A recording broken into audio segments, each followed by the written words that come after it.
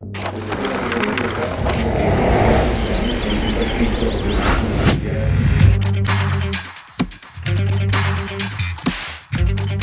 buenas noches. Aquí Poder Ciudadano en BTV Uruguay. ¿Qué dice Gabriel Romano? ¿Qué dice? ¿Cómo le va? Muy, pero muy buenas noches a todos. Bienvenidos a una nueva edición de Poder Ciudadano aquí en la pantalla de BTV. El sistema de responsabilidad penal adolescente, SIRPA, ha estado en el primer plano en estos días. La verdad que ha estado en el primer plano de la información, yo diría mucho más que en estos días. Hay una cantidad de cosas que tienen que ver con los menores infractores, pero por un tema puntual, por un informe puntual del Instituto de Derechos Humanos, es que vamos a hacer el programa de hoy. Un informe que generó revuelo, que causó sorpresa en las autoridades del SIRPA y que obviamente vamos a intentar en esta noche ir más a fondo sobre algunos de los aspectos que allí aparecían. El informe que sigue, realizado por la periodista Gabriela Casulo con edición de Mauricio Ruiz Díaz, presenta el tema de hoy.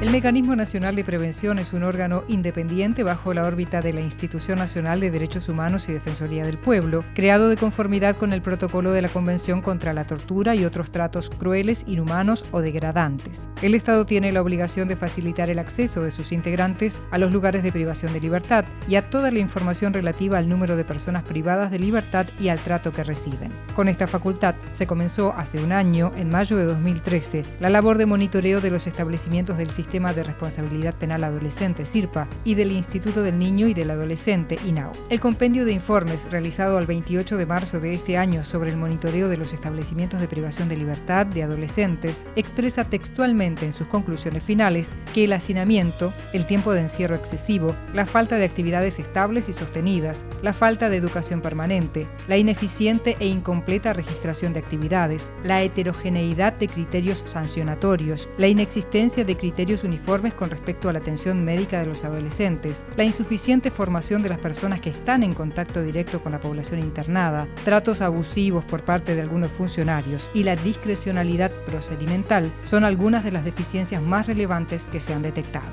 A comienzos de abril, la institución presentó el informe de su trabajo ante el Parlamento. Si bien se reconocen en muchos aspectos las mejoras que se han registrado, se ha constatado que existen problemas que se repiten y es prioritario tratar de revertir. Las recomendaciones realizadas comprenden distintos aspectos, desde el edilicio hasta el sistema de seguridad aplicado a los adolescentes y a sus familias en los casos de las requisas. El informe presentado recibió el apoyo de 30 organizaciones sociales nucleadas en el Comité de Derechos del Niño, que exigieron la renuncia de los responsables del SIRPA porque aseguran haber perdido la confianza en su gestión. En los primeros días de este mes, el ministro Daniel Olesker, las autoridades del INAU y del SIRPA concurrieron a la Comisión de Población y Desarrollo de Diputados para dar sus explicaciones, las que no conformaron a la oposición. El oficialismo, sin embargo, apoya a las autoridades del INAU y el instituto respalda la gestión del presidente del SIRPA, al igual que lo hace el PIT-CNT. El presidente del INAU, Javier Salsamendi, señaló que sería tonto negar que hay hechos de maltrato en los centros del SIRPA y reveló que a raíz del informe se separó del cargo a 6 funcionarios y se presentó 2 denuncias penales contra ellos. Mientras tanto, desde el sistema, se alega que el informe es la foto de un momento. Se reconoce que actualmente faltan unas 50 camas en los hogares, pero de acuerdo con el plan de obras en marcha y según los ingresos y egresos esperados, a fin de año se terminaría con la situación de hacinamiento. Se debe agregar que esta polémica sobre las condiciones en que se recluye y se castiga a los menores infractores se da en medio de una campaña por el plebiscito para bajar la edad de imputabilidad que la izquierda rechaza.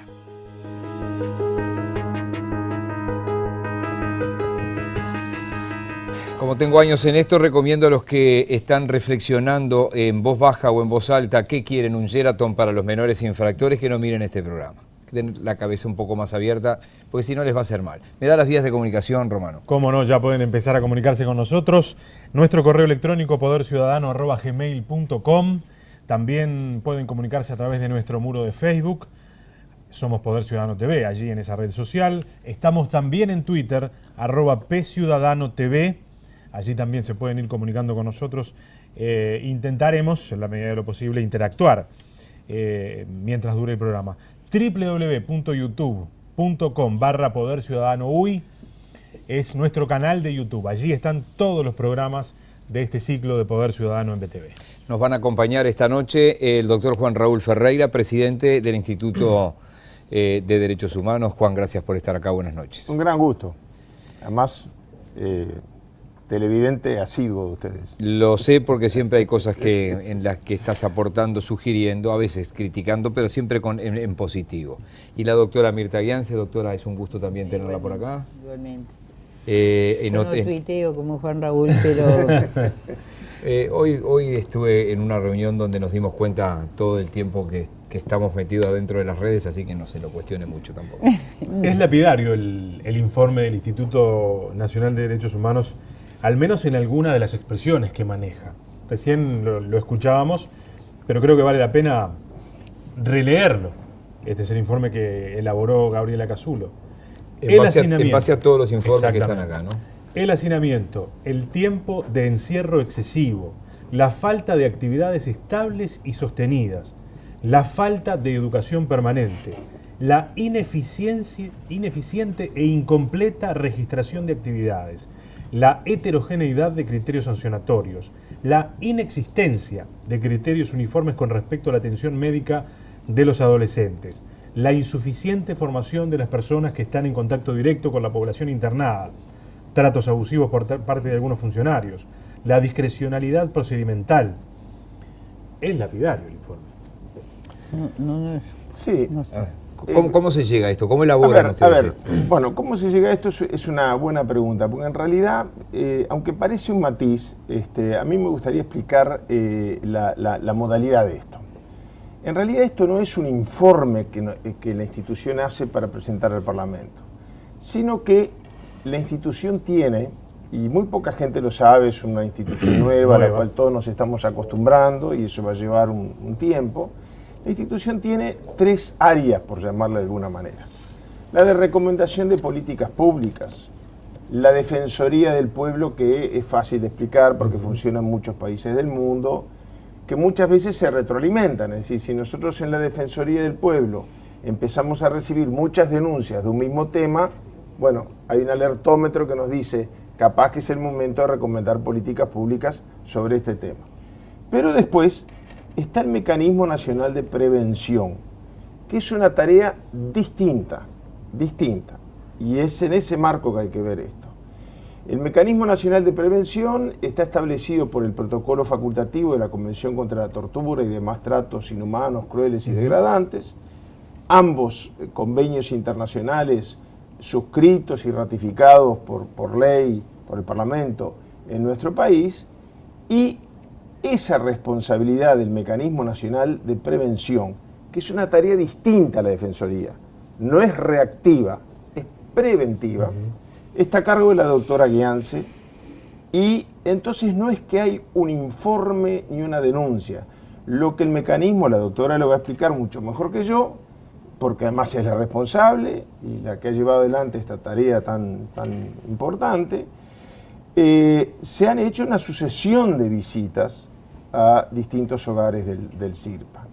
Entonces no es un informe, es una cantidad de informes que en determinado momento el Parlamento nos pide un resumen, y con muy buen criterio, a mi juicio, la doctora estableció de todas las recomendaciones las más relevantes para mandar al Parlamento. Incorporamos a la doctora Guiance entonces. Bueno, como bien dice Juan Raúl, veo que hay una tendencia a decir el informe o las denuncias. Nosotros ni hicimos denuncias, ni se trata de un solo informe. Nosotros hace un año más o menos ahora que estamos trabajando, al principio con un ritmo más lento porque no teníamos recursos humanos, después empezamos a acelerarlo a fines de noviembre y hemos ido visitando establecimientos de adolescentes y algún otro establecimiento que no es de adolescentes, pero cuando trabajamos con gente contratada por UNICEF tenemos que dedicarnos a la parte de adolescentes. En este momento estamos iniciando otra etapa que comprende otro tipo de establecimientos también. Entonces nosotros en ese compilado que nos lo solicitó la Comisión de Población y Desarrollo, hicimos un compilado de recomendaciones y conclusiones de los informes que ya habíamos dialogado con el CIRPA. Porque cada informe, de acuerdo al mecanismo a lo que indica el protocolo, cada informe que se hace se entrega a las autoridades. Y de acuerdo al artículo 22 del protocolo, las autoridades deben dialogar con el mecanismo, recibir sus recomendaciones, dialogar cómo se puede ir cumpliendo. O sea que cada informe de estos que están en el compilado ya había sido entregado al CIRPA. Están todos acá. Estaba en conocimiento del CIRPA, estaba en conocimiento del señor Villaverde o de alguno de los otros miembros del CIRPA o de acá el maestro Gago presente, la doctora Mónica Rodríguez. Te dice que esto nos sorprendió. No puede haber sorprendido porque ya había sido entregado. Ya había sido entregado. Quizás entonces lo que sorprendió fue que se haya hecho público, porque yo debo reconocer que conversé en la radio con autoridades del CIRPA, creo que específicamente con el maestro Gago, y se vieron conmocionados por nosotros, por ejemplo, el 23 de diciembre tuvimos una reunión con Villaverde, en la cual conversamos sobre muchos de estos temas, y muchos de estos informes, lo que tenía que ver con el hacinamiento muy grave de algunos lugares, por ejemplo, y el encierro y la falta, él dijo no tengo nada que objetar, o sea que él sabía que era así, pero nos expuso todos los planes que había para el futuro. Nosotros somos conscientes de que hay planes para el futuro y ayer los compañeros, dos compañeros, un psicólogo y uno de los abogados del equipo, fueron a visitar el establecimiento nuevo que se inauguró, con el cual se vació el CIT, y veo, por ejemplo, que hay tendencia de la prensa, pero no, ustedes disculpen, pues son periodistas, pero a veces la prensa toma una cuestión como sensacionalista cuando se hablaba de una celda del CIT que no tenía luz, tenía 2 chapones que los vi ayer, que los habían retirado, no era sofocante, agobiante, los muchachos no tenían luz ni aire. Bueno, se toma esa celda del CIT como referencia del total. Y entonces nosotros tenemos casos de encierro prolongado, casos de centros. Yo tengo tendencia a decir hogares porque trabajé en el Consejo de Niños, pero no son hogares, son centros, vamos a decirle cómo son. Hay centros que tienen una distinta forma de trabajar, los directores, y los muchachos salen y tienen actividades. Un poco que es muy diferente la situación entre un centro y otro. Y nosotros cuando vamos subiendo los informes a la web, se puede apreciar esa diferencia. Entonces ahora es por eso que ustedes han marcado la diferencia de criterios en varios ámbitos, la atención médica, claro, la registración de actividades. Nosotros podemos entender que con estas reformas que hubo de las leyes, que se modificó el Código de la Niñez y la Adolescencia, hubo una saturación de muchachos en los hogares, y eso produjo un hacinamiento tremendo. Eso es una ley que ya está vigente, no tenemos forma de dar la vuelta. Y sí que hay obras que van a hacerse en el futuro. Mientras tanto puede haber situaciones de hacinamiento crítico. Y puede haber lugares donde el hacinamiento es crítico, pero los chiquines no son bien tratados, entonces el hacinamiento no se siente tanto. Eso es lo que vemos como la disparidad de criterios. Tengo que hacer una pausa y ya vamos a volver con ellos. Esto es una opinión personal, ni siquiera lo incluyo a Gabriel Romano. Creo que pediría a las autoridades de gobierno, que me está sonando esto a lo del defensor del vecino en el departamento de Montevideo, ¿no? Contrataron un defensor del vecino que no era el defensor de la intendencia. No era el defensor de la intendente o la intendenta de turno, era el defensor del vecino. Y el Instituto Nacional de Derechos Humanos es eso. Y este informe, yo creo que, como lo han marcado con claridad, a lo que apunta, y si se ventiló, incluso algún colega que eventualmente lo ventiló mal, apunta a que aquí en este país no hay cadena perpetua, y mucho menos para menores. Ni tampoco hay pena de muerte, y en este último caso, por suerte, desde mi punto de vista.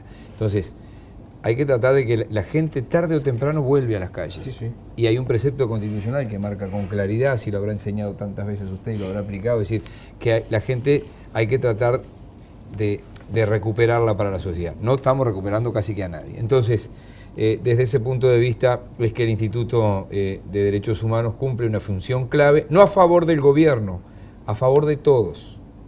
Una pausa y ya venimos.